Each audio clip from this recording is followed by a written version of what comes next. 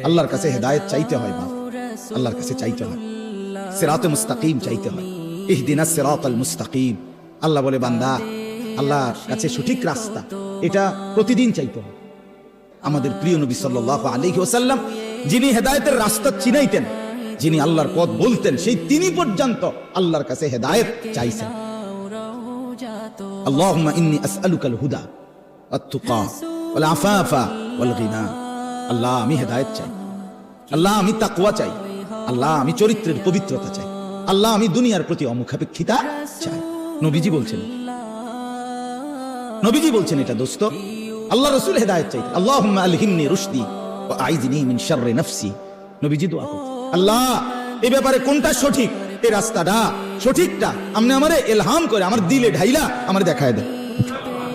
আইযনি মিন শাররি নাফসি। আল্লাহ আমার নফসের ধোঁকা, নফসের ক্ষতিকর মনের চাহিদা থেকে আমাকে হেফাজত করুন। নবীজির দোয়া এগুলো।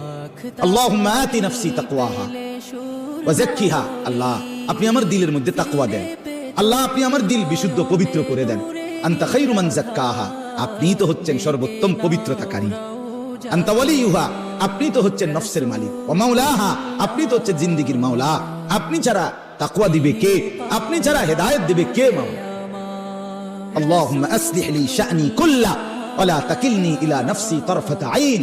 রাসূলের দোয়া, আল্লাহ আপনি আমার জিন্দেগিটা ঠিক করে দেন, আমার রাজ ঠিক করে দেন, আমার দিন ঠিক করে দেন, আমার নামাজ ঠিক করে দেন।